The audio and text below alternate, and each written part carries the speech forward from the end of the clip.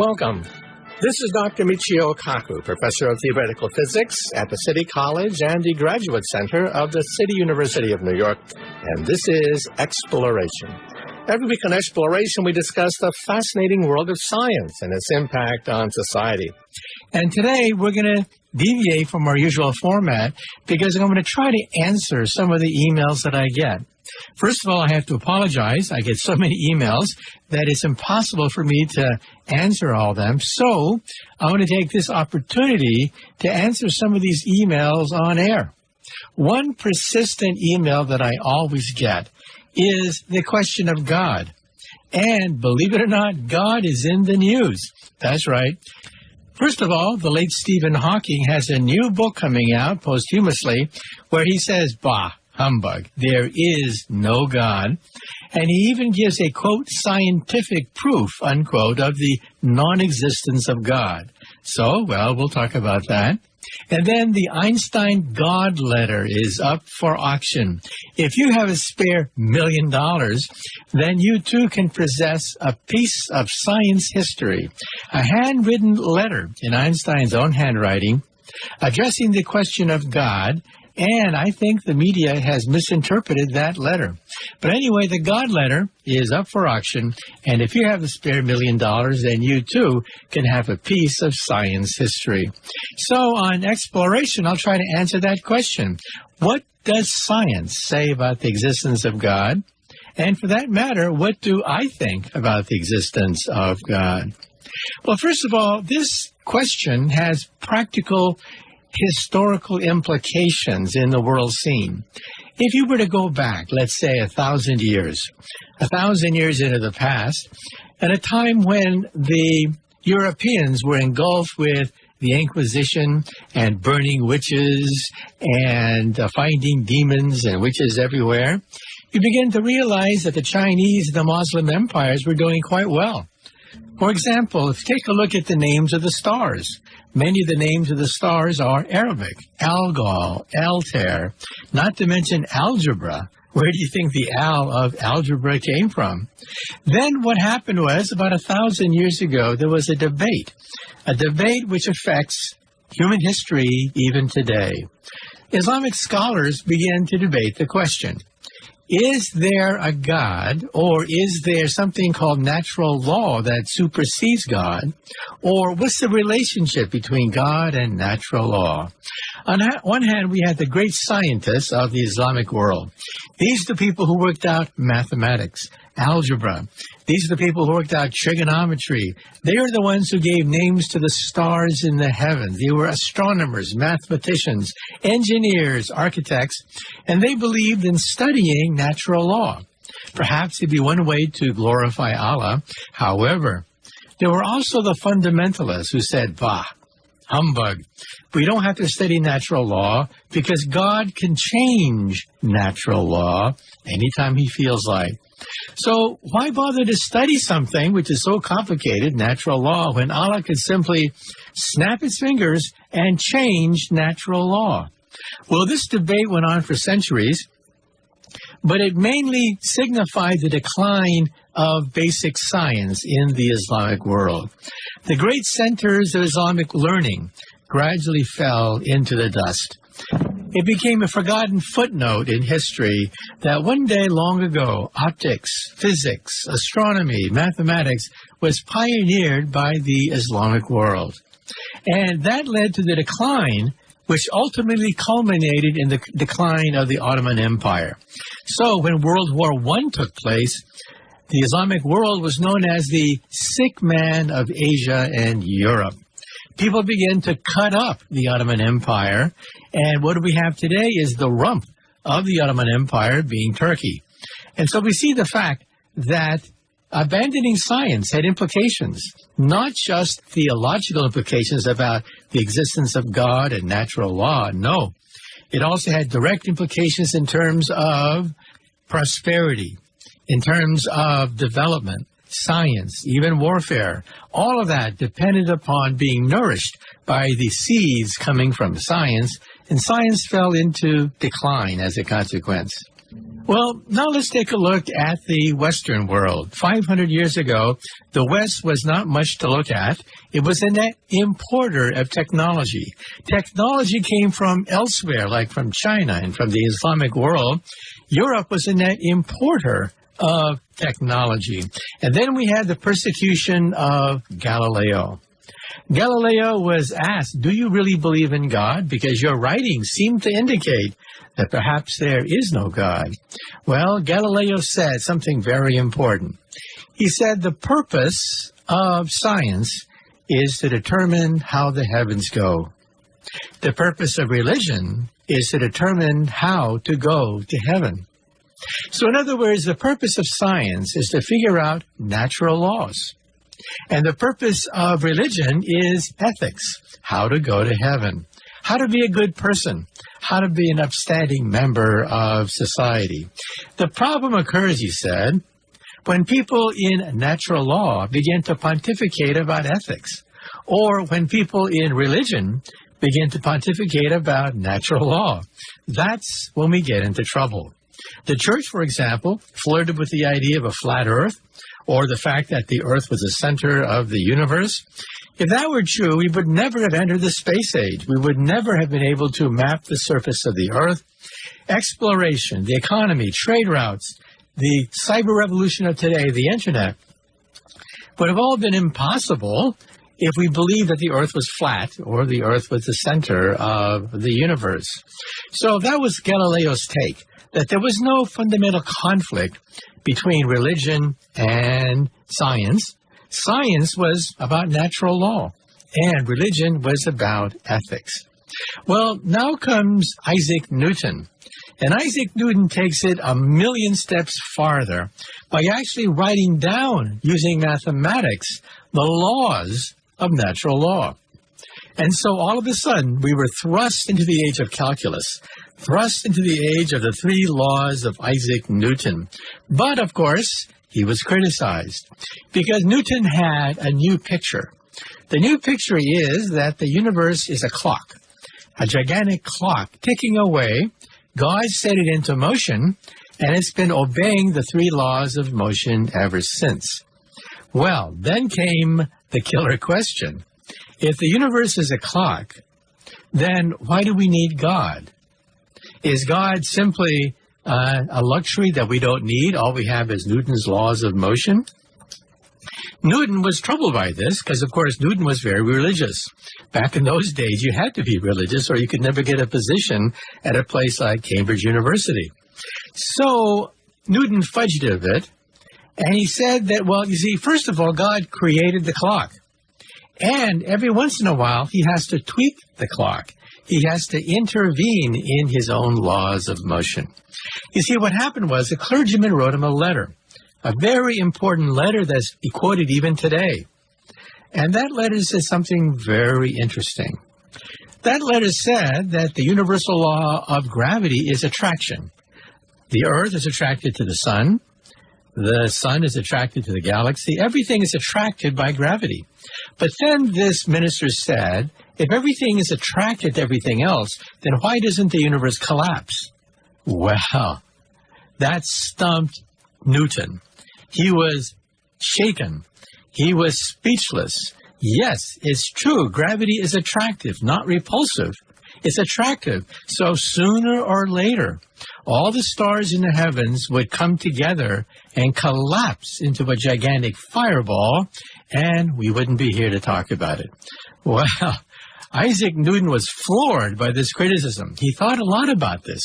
And finally, he wrote a letter, a very famous letter to address this question. He said that the universe must be infinite and uniform, because if it's infinite and uniform, then all forces cancel out. There's no preferred direction because the universe is uniform. Therefore, the universe is static. The universe is static because all the forces left, right, up, down cancel each other exactly. But, Isaac Newton said, there's a flaw even in his own argument.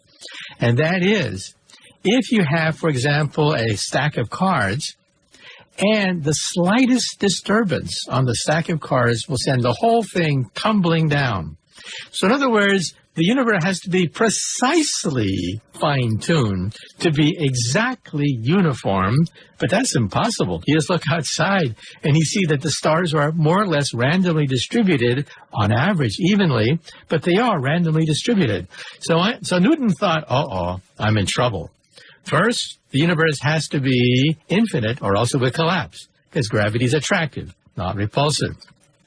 But second of all, it has to be fine-tuned exactly so that all forces, left, right, up, down, cancel exactly, because the slightest perturbation, the slightest defect will eventually, over billions of years, cause all the stars to tumble once again. Newton was stumped. The greatest scientific genius of all time didn't know what to say. At that point, he simply threw his hands up in the air and said, well, sometimes God has to intervene. He has to tweak the laws of motion so that the universe doesn't collapse into a gigantic fireball. So Newton believed that, yes, God exists. Yes, God created the clock. Yes, the clock beats more or less without divine intervention. But once in a while, God has to intervene in the affairs of the universe or the universe will collapse. Well, now comes Einstein, who comes up yet with a new point of view concerning this paradox. Einstein said, yes, gravity is attractive. Therefore, you might think that the universe should collapse. But, he said, perhaps there is an anti-gravitational force called the cosmological constant, and there's a balance between gravity and anti-gravity. Well, that's one way to do it. But the other way to do it is more accepted today, and that's called the Big Bang Theory. The Big Bang Theory answers the question, why doesn't the universe collapse? Because gravity is attractive. Even Einstein's equations admit two types of solutions, expanding universes and collapsing universes. So if the universe expands, as in the Big Bang Theory, pioneered in the 1920s, if the universe expands, that solves the paradox. Why doesn't the universe collapse? Because the universe is constantly expanding. So that was Einstein's take on that question. But then there is yet the bigger question, and that is then, what about God? Well, Einstein answered it this way. Einstein said that, well, there really are two kinds of God. And you have to distinguish between these two types of God. First of all, there's the personal God, the God that you pray to, the God that answers your prayers at Christmas and you get that shiny red bicycle, the God that smites the Philistines and destroys your enemies, the God that performs miracles and walks on water. Well, Einstein couldn't get himself to believe in a personal God. Einstein believed in a second type of God, and that is the God of Spinoza. In other words, the God of beauty, harmony, order, simplicity, elegance. The universe is so gorgeous, it didn't have to be that way. The universe could have been random. It could have been ugly. And yet here we have natural laws that you could write on a sheet of paper. That's right. You can write down Einstein's theory of gravity in one line. And the quantum theory, well, that takes about 10 lines. But together, that one sheet of paper summarizes everything that is known about the universe today. So Einstein said that he's like a child entering a library. This huge, gigantic library full of different kinds of volumes, the mysteries of natural law explained. And all he could do, all humanity could do, is take the first volume, open it up, read chapter 1, page 1. And yet before him was all these volumes. Well, the God letter is up for sale, and some people are saying, well, no, that's not what Einstein believed at all. Einstein said the concept of God is flawed. So how do we reconcile the two? I personally think that the people who interpret the God letter interpreted it incorrectly. When Einstein writes that the concept of God is a childish concept, he meant the personal God, the God that answers your prayers. Why should the God of the universe care what you get for Christmas? He has more important things to do. So Einstein believed in the God of Spinoza. So in other words, he was an agnostic. He said so over and over. So it was not as if he thought the concept of God was childish.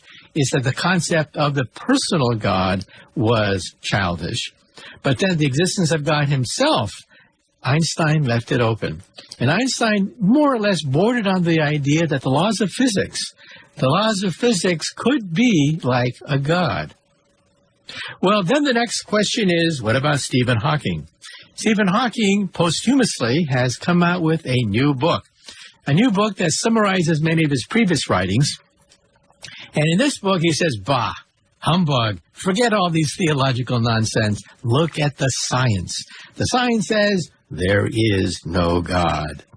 And he gives a scientific proof of the non-existence of God, which I found very interesting. Hawking says the following: the universe started with the Big Bang, and the Big Bang in turn started from this tiny, tiny little infinitely small thing that suddenly exploded, giving us the universe today. How long did it take for the universe to be created? Oh, fractions of a trillionth of a second. Almost instantly, the universe expanded into its present-day form. That is the Big Bang theory coming from Einstein's own general theory of relativity. So, says Stephen Hawking, quote, there was no time. There was no time to create the universe and the laws and everything we see around us. The universe sprung instantly from this tiny singularity, and therefore there was no time for anyone, a person, a God, the God himself. There was no time to create the universe. And so he's basically saying he has a proof of the non-existence of God. But personally, I think there's a flaw in that argument.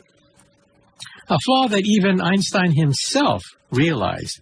You see, this proof of the non-existence of God, that there was no time to create the universe, is based on Einstein's theory of relativity, which is flawed. Einstein himself realized that the general theory of relativity is useless at the instant of the Big Bang and the center of a black hole. At both places, gravity becomes infinite, and we want to banish infinities from the laws of science. Infinity means nothing to a physicist.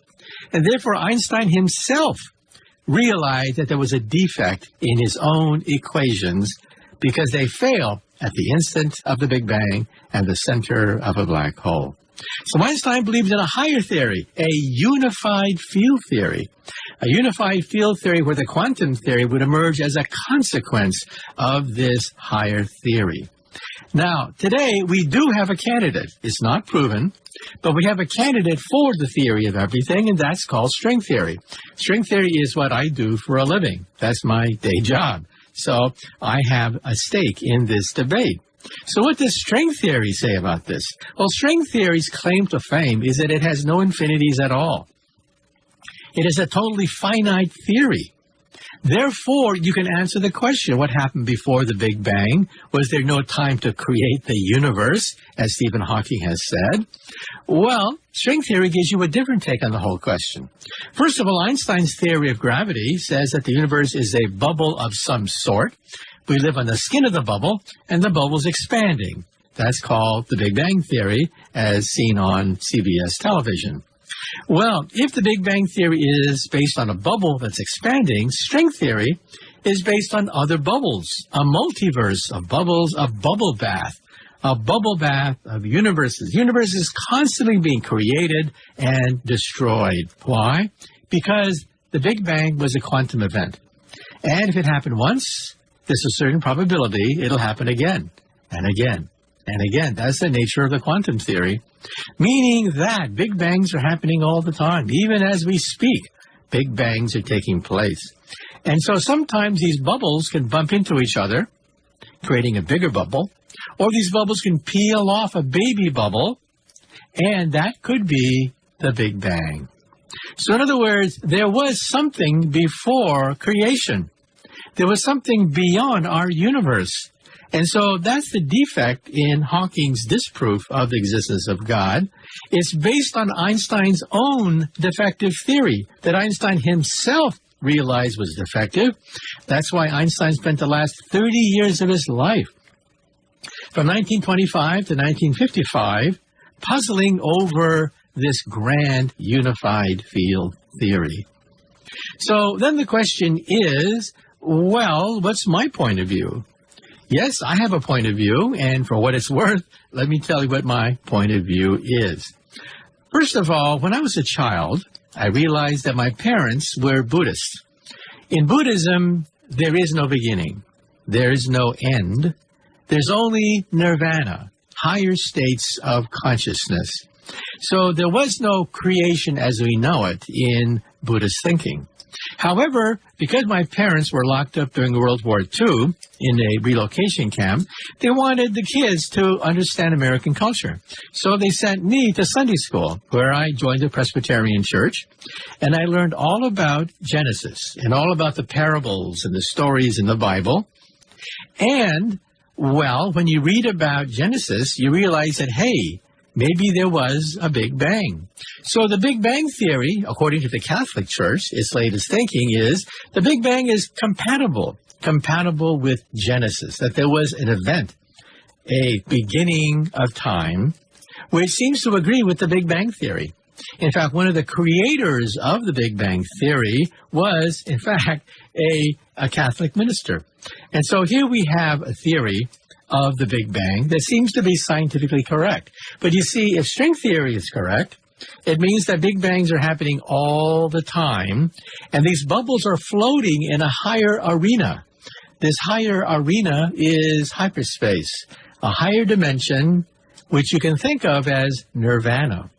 So in other words, here is a new picture, the multiverse. The multiverse gives us a new picture of Buddhism and Christianity, that yes, our universe had a beginning. Our universe had a beginning, but there are other universes out there. Each one of these universes has its own laws of physics, and it expands. All these universes are expanding into nirvana. And what is nirvana? Nirvana is a dimension beyond our bubble. If our bubble is three-dimensional, it means that nirvana must be higher than three-dimensional. And string theory even gives you a prediction. The universe must be 11-dimensional. And so think of this arena, this large arena of 11-dimensional nirvana, where bubbles form, and these bubbles pop into existence. Now, then the question is, can you prove or disprove the existence of God? Well, I don't think you can either prove or disprove the existence of God. So I think Hawking's disproof of the existence of God is a bit premature. In fact, it is impossible to disprove a negative. For example, let's say that unicorns don't exist. Well, that's a reasonable assumption, but can you prove it? Can you prove philosophically and theologically that unicorns cannot exist? Maybe someplace on a deserted island, someplace far, far from civilization, there is a unicorn. We find strange things happening all the time.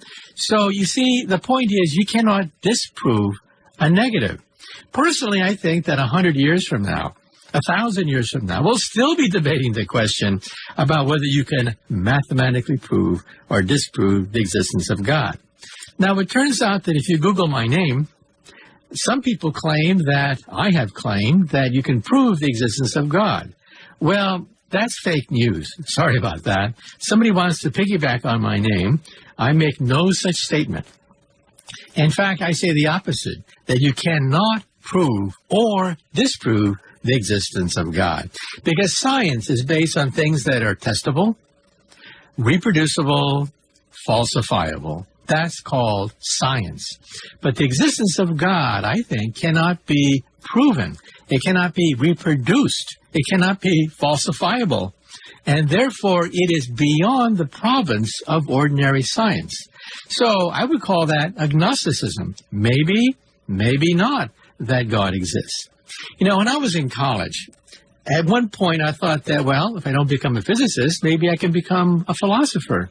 So I read the works of St. Thomas Aquinas, the great theologian, and he had 5 proofs of the existence of God, 3 of which have been studied very carefully and are not redundant with the others: the cosmological, the teleological, and the ontological proof of the existence of God. Well, we can now look at these 3 proofs from a scientific point of view. The teleological proof of the existence of God is God by design. For example, if you're walking on the sands of Mars, everything is worn down. The sands of Mars have pretty much sandblasted everything in sight. And all of a sudden you see a camera, a beautiful camera on the surface of Mars with beautiful lenses and reflexes. And you say to yourself, well, the Martians must have built this camera. And then you walk further on the sands of Mars and then you see a rabbit with an eyeball infinitely more delicate than the mechanisms and the lenses of the camera. A rabbit whose reflexes require a biology far beyond anything that can be seen inside a camera. And so if you assume that a camera has a maker, then the rabbit must also have a maker even greater than the Martians. In other words, God. So this is proof of God by design. However, today we have the laws of evolution where things evolve all by themselves without any divine intervention. So out of chaos can come order because of survival of the fittest. Now, the cosmological proof simply says first mover. And that has some merit because the first mover would be the Big Bang. Now, the ontological proof is more delicate. It says that God is perfect. And if God didn't exist, he wouldn't be perfect, so he must exist. So existence and perfection are identical. A perfect being must exist because if he didn't exist, he wouldn't be perfect. Well, it was Immanuel Kant who finally picked apart that argument, and that is perfection and existence really are two separate concepts. So just because you're perfect does not mean that you exist. Now, the argument about first mover simply says that for something to move, something has to kick it. And for that object to move, something has to kick it. And so you have this infinite sequence of kickers, each one causing the next object to be moved. But then the question is, where is the first kicker, the first mover that set everything into motion? In other words, there cannot be an infinite sequence of motions, each one kicking the next. There has to be a source, an origin for all this, and that is creation. And therefore, it is compatible with the Big Bang Theory because, in some sense, the energy of the Big Bang is the energy that set everything into motion. The stars, the galaxies, everything we see around us was set into motion because of the first mover, and that was the Big Bang itself. And so even the Catholic Church has stated that the Big Bang Theory is compatible with Genesis, chapter 1, verse 1 of the Bible.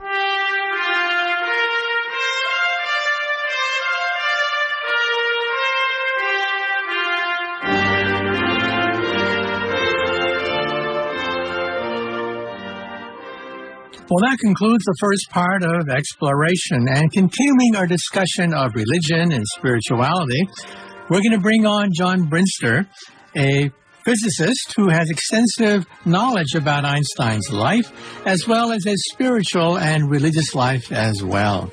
And so once again, in the second half of exploration, we're going to continue our discussion of God and religion. Stay tuned.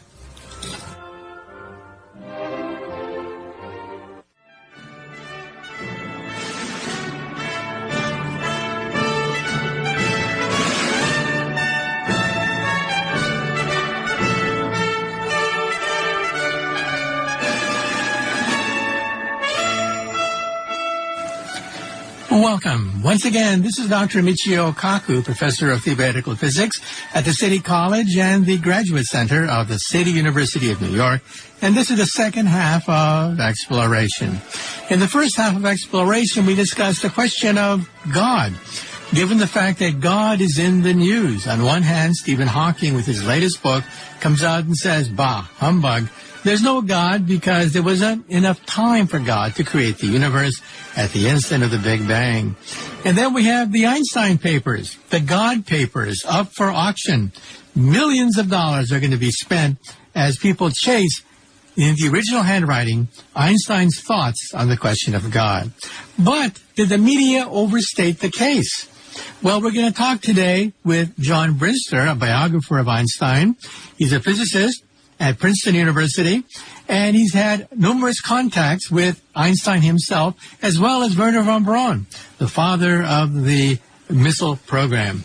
So once again, our special guest in the second part of Exploration is John Brister, who will explore the spiritual and religious dimensions of Einstein's thoughts.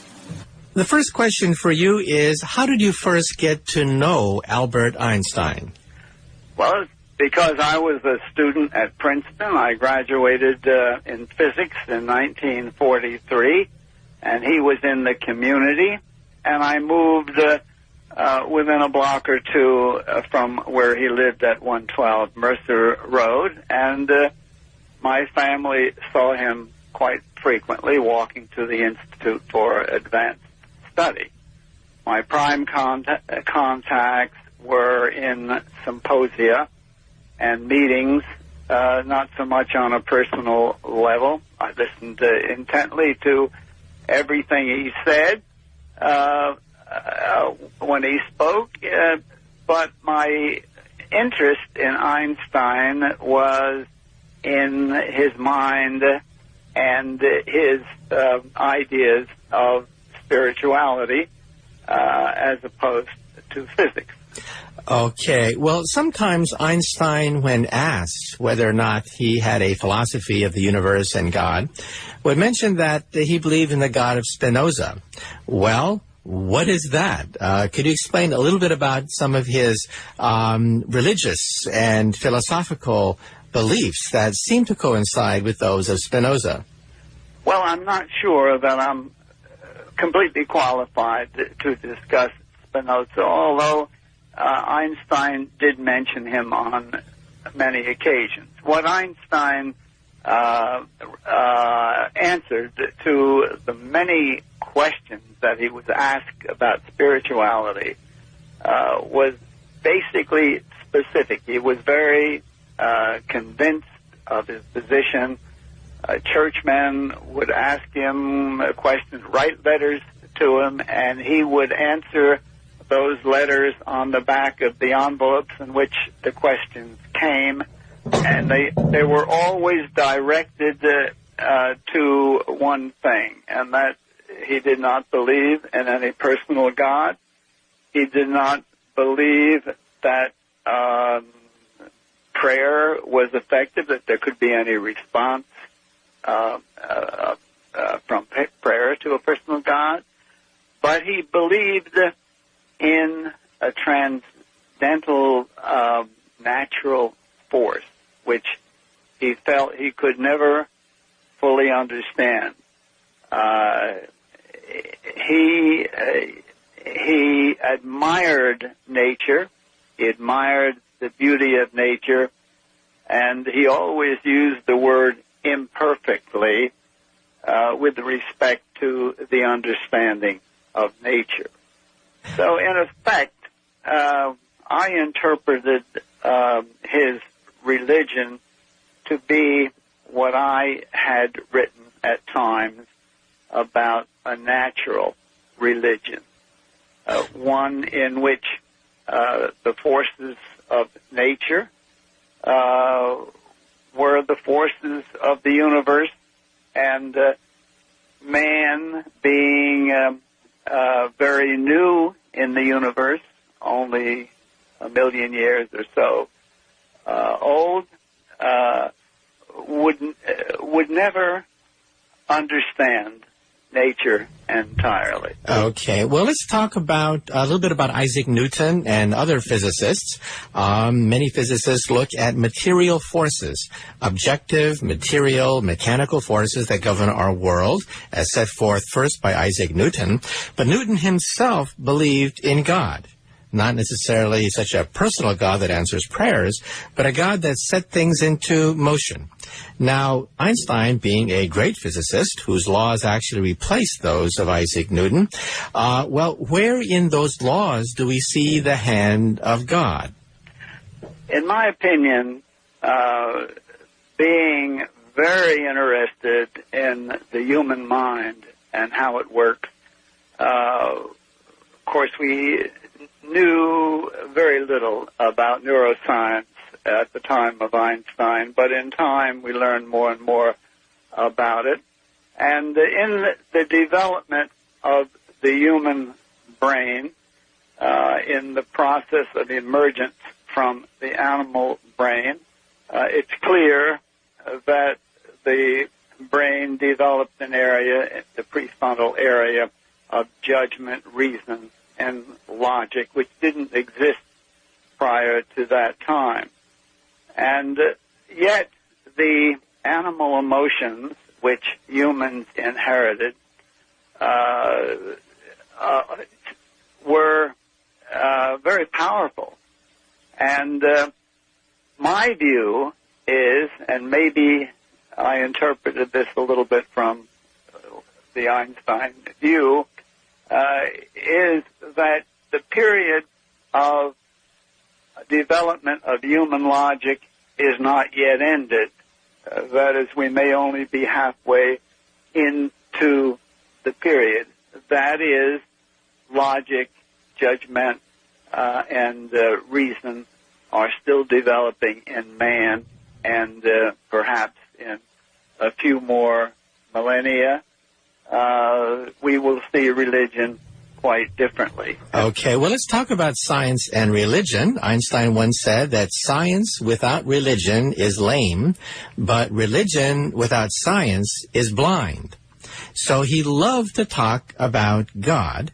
He called God the Old One, the lawgiver, but in some sense it was the God of harmony, the God of unity, rather than the personal God that answers prayers and parts the waters and intervenes in the affairs of men and women. So could you explain to us a little bit about what is this God of harmony, the lawgiver, as Einstein used to write? Well, obviously he did mention God many times. He certainly mentioned God informally in his conversations with his fellow scientists. And some of the theological people probably misinterpret that to relate to a personal God. But I understand it as you do, that his reference to God was the God of nature, the God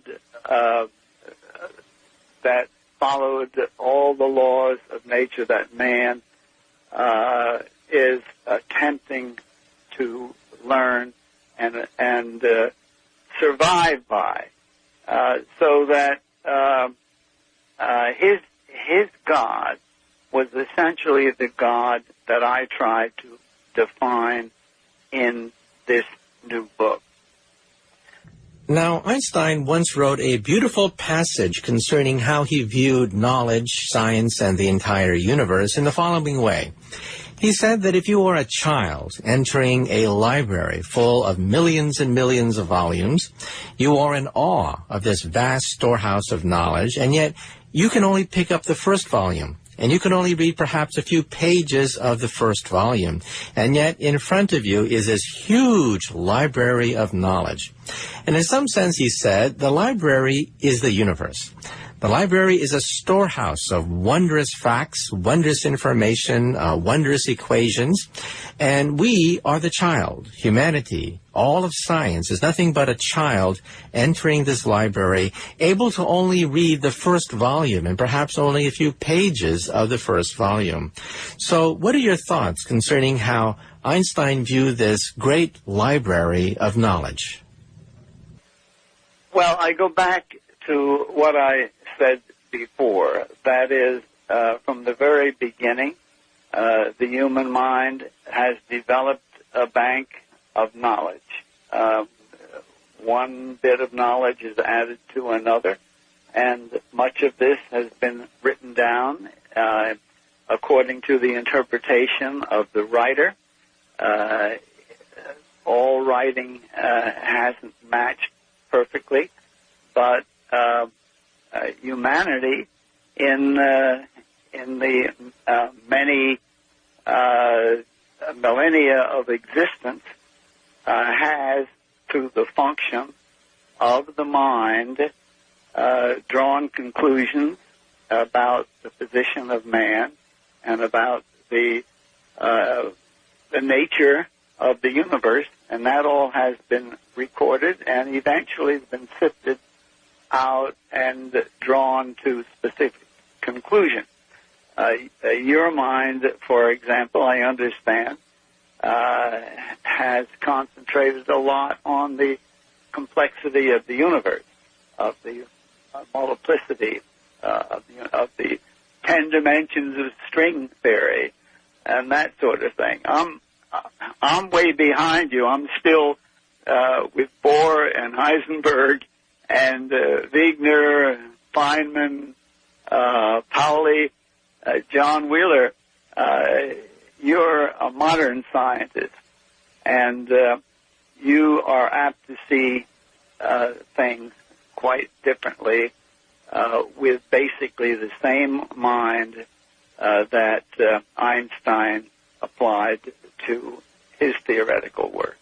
Okay, well, would it be fair to say that in some sense there are two kinds of God, that we have to be more careful about the word God, that Einstein did not believe in the God of intervention, the God that answers prayers, the God that parts the waters, the God that smites the Philistines. Not that kind of God, but the God of harmony, the God of unification. And that God then set the universe into motion. Would that be a fair statement? Yes, that would be a fair statement, but you have to bear in mind that all those words that you bring forth are human words developed from the human mind as the mind's interpretation of what it acquires through its five senses. I often think that the interpretation of nature is quite impossible because there is no language in the human mind that's a very recent age that can apply to nature, which has existed essentially forever. We haven't developed the language to describe the God of nature, so to speak. Okay, now let's talk about where the universe came from in Genesis. Genesis said God set the whole thing into motion. Now, physicists have the Big Bang Theory, and the Big Bang Theory simply set itself into motion for reasons we don't understand. But then people ask the embarrassing question, well, where did the Big Bang come from? Well, maybe perhaps there were many bangs. But then the other question is, even if you have many sequences of Big Bangs in a multiverse of universes, then where did the physics come from? Where did Einstein's equations come from? In other words, you go all the way back, even further than the Big Bang, to the laws of physics themselves. And at that point, Einstein would simply say, well, those are given to us by God. Now, this is not intelligent design. This is not the intelligent design of certain people who dispute evolution and say that there's a hand of God creating evolution in one way, creating humans as a watchmaker designs watches. However, we are left with this embarrassing question. If there is a unified field theory, the theory that Einstein tried to find that would allow him to, quote, read the mind of God, then where did the unified field theory come from? Well, you're very right to question that, and it's certainly a difficult question. I believe it goes back to the idea that I mentioned before, and that is the human mind has many limitations. It goes back to the very structure and function of the mind itself. The brain is a biological mechanism. It's stimulated by five senses. The information that it acquires goes through the hippocampus to what we call memory, and that memory is used as the basis for all behavior and action. I'm not so sure that the human brain is in a position yet to have sufficient understanding to explain any of that which you say. The human mind, again, is so limited still, being no more than 1 million years old. Perhaps in another 1 million years or so, it may have developed further. There may be more neurons, more complexity, more understanding. My book, The Man Who Created God, was based on not only Einstein's idea of religion, but how a formal religion would be created if Einstein were an aggressive religious leader. Okay. Now, also, when Einstein was asked, what is your goal in life? He said that his goal in life was to, quote, read the mind of God. That is, have an equation, perhaps no more than 1 inch long, that would allow him to unify all the laws of physics. That was his goal in life. So, in some sense, if you were to ask, then, what is the God of Einstein? The God of Einstein, in some sense, would be the unified field theory. That is, this 1 inch equation from which everything springs, the Big Bang, the formation of galaxies, the creation of the planet Earth.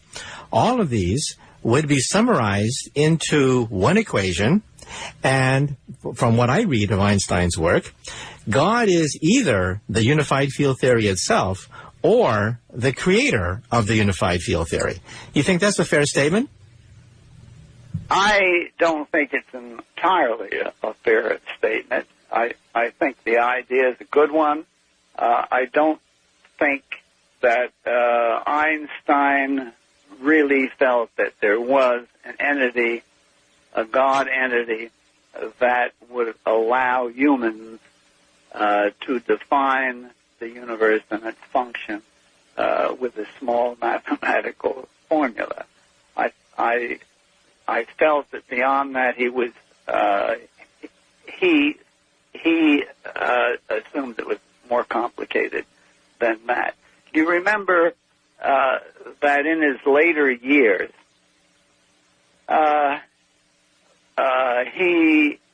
he said more about people of the existing world.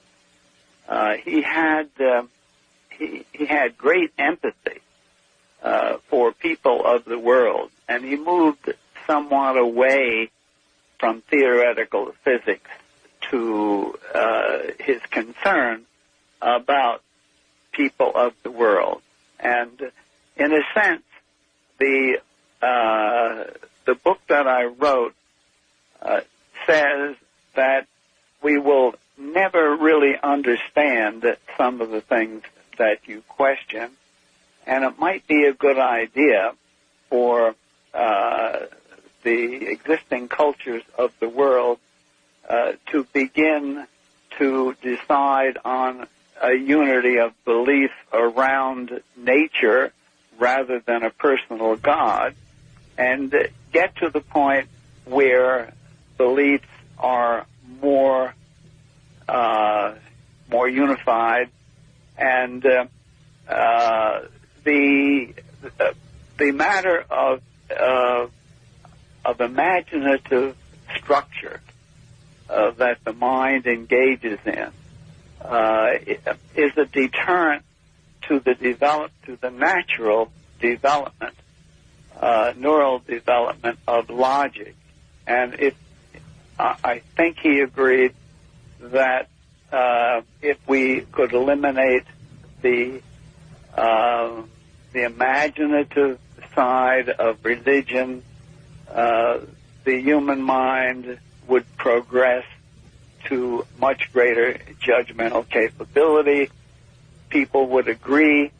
There would be much more universal, peaceful coexistence. that was constantly on his later mind. Okay. And speaking about that, when Einstein was a child, when he was very young, one year he became extremely religious. He would cite religious texts. He would actually write hymnals to God, poems to God, and he would sing religious songs on his way to school and back. But then what happened was he read a science book. And the more he read about science, the more he realized that there was this vast discrepancy between what he learned reading these religious books and the books of science, which were reproducible, provable, falsifiable. Not just matters of faith, but matters of simply observation and experiment. So he saw this fundamental conflict there. So do you think, therefore, that is this fundamental conflict that every scientist feels, that when we try to bridge the world of science and religion, that at some point a scientist realizes that natural laws can explain the universe much better than miracles? You're absolutely right, and I should tell you that I had a similar experience in my life. I was born and brought up as a Catholic. I served Mass at a theological seminary every morning at 5:30 in the morning until I reached a similar age, about the same age as Einstein did when he began to think differently. The rites and ceremonies did not match modern understanding as knowledge developed. And I understand his experience in that regard because of my own experience. Okay, now, if you were to then look at the current debate, a lot of people are debating about God today, God, the Bible, intelligent design.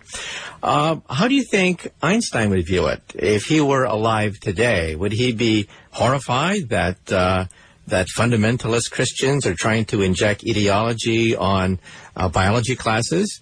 And, of course, these fundamentalists also want to ban the Big Bang Theory. And the Big Bang Theory is nothing but a natural consequence of Einstein's theory and has been essentially verified looking at astronomical data. So what do you think Einstein's reaction would be looking at the current debate? Einstein would be absolutely horrified at some of the discussions that are taking place today, especially in some of the more emotional new developments in belief. Einstein was absolutely firm in his belief. He never had second decisions to make with respect to belief. He would be appalled at how at how religion has penetrated cultures. Today, culture and religion are so mixed up with politics that one gets the impression that the world will be in constant turmoil. Einstein tried to see through all that. Okay, and any parting thoughts you may want to make concerning Einstein's spiritual side and his thinking about religion and God? I think his feeling about religion and God is relatively cut and dried. He didn't believe in a personal God. He didn't believe in prayer. He didn't believe that in the concept of a soul. He didn't believe in heaven and hell. He didn't believe in immortality. And I think that summarizes his belief in a nutshell. Well, I think you've correctly summarized what Einstein did not believe in. He didn't believe in the trappings of religion or in a personal God, but he did believe in the God of Spinoza, that is a God of harmony, beauty, simplicity, the universe didn't have to be this way. It could have been ugly. In fact, in his writings, Einstein talked about the old one, the lawgiver. In other words, where did the laws of physics come from? Even though the laws of physics allow us to explain much of what we see around us, it still leaves open the question of, well, where did the laws of physics come from? And on that question, Einstein was silent. He didn't know. He just believed that it was just so gorgeous. It was a miracle that the universe could exist in such a splendorous way. And so Einstein never put down people who were religious. He said that the feeling of the mysterious is one of the most precious, one of the greatest emotions that we can possibly experience. Not the emotion of learning about physical law, but the appreciation of the mysterious. That is, the boundary between what is known and what is not known. And this is what fascinated Einstein. Why did the universe have to be so ordered? Why did the universe have to be so gorgeous to admit planets and stars and even people?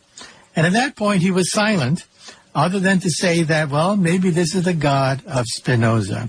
Not the God that you pray to, not the God that smites the Philistines, but another kind of God, the lawgiver, a kind of God that makes this gorgeous universe possible. I think that's the way Einstein would like to have been remembered.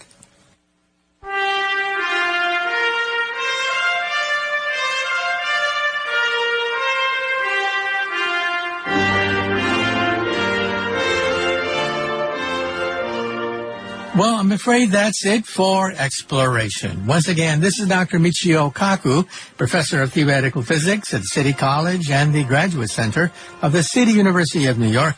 And our special guest today was John Brinster, talking about God, spirituality, Einstein.